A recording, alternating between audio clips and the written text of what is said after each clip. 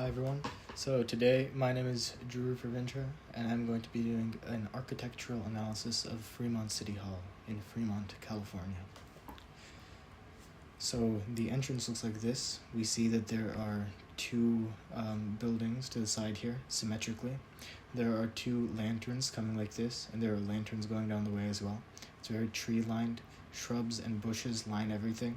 There is this ball in the middle, and then there is a brick road like this. I'm not sure if the ball is supposed to be there. So, in relation to prior styles, we can see how it rejects Beaux-Arts frontalism. So what that means is you can see in San Francisco City Hall here that it's very direct, it's very there.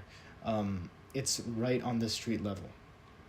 So it's kind of projecting that as a principle. It's inviting you to come in and soak up the environment, relax your mind before going in.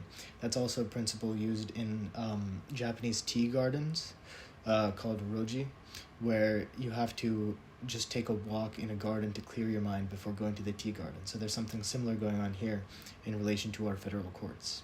So it's also fresh air. In San Francisco, the air would be quite a bit stuffy, and when you go inside the building, it would probably be even more stuffy.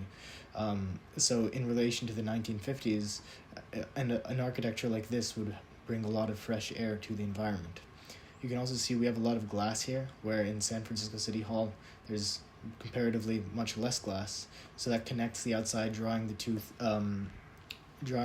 the outside and the inside in, and trying to minimize the kind of blight, dirtiness, and the just nastiness that people who would have lived in Fremont at this time would have associated with the normal city.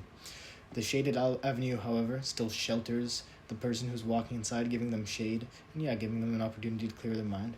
It's not highly ornate, so you can see in buildings from before World War II especially, that the architecture they use is highly ornate. That you have here in the pediment something going on. You have a very grand cupola here. You have above the arches of the gate here some ornate details, and that pretty much ceased after World War II because people associated it first of all with the previous architecture, and they associated it with Europe and of World War II, and they didn't want to copy that sort of architecture, and they just saw it as a waste of time and a waste of money, and they were very stringent, especially after the Great Depression and after World War II. It's natureful, of course, because they wanted to bring the outside in, and they really adored and loved nature. Americans wanted more of a connection with nature after seeing the brutality of the cities. Another difference between the normal federal architecture of that time and this one is that you can see that in previous architecture, there's kind of a slope up. There's sort of stairs that you have to go up towards the building. Whereas here, there's an avenue leading inside the building, inviting you to take a pause, take a moment inside it. It's also very low rise, and there's of course stucco and red tile referencing Spanish architecture. However, a similarity that they kept from Beaux-Arts architecture is the symmetry. So you can see from this ball, if you draw a line going up, this side is identical to the right side. So symmetry is still there. There are Japanese elements in here. Of course, Japanese immigrants came to San Francisco and made a life for themselves there and spread throughout the place. And so, because Japanese architecture was kind of en vogue after World War II, because it followed a lot of principles that the Beaux-Arts school and the Modernism school and the International school all followed, such as harmony with nature, traditional materials, simplicity, and minimalism. You saw a lot of references to that, especially in California, because they had some historic precedent for it. So you can see here that they have this sort of lanterned avenue, and it's also symmetrical. And they don't look like Western lanterns like I have here. Western lanterns are usually quite tall, and they're made of cast iron, and they have a different architecture. Whereas Japanese lanterns are made of concrete, which these are. They have shorter heads, and they're just generally shorter, and they have caps, which all of these have. So this much closely aligns to the Japanese lanterns here.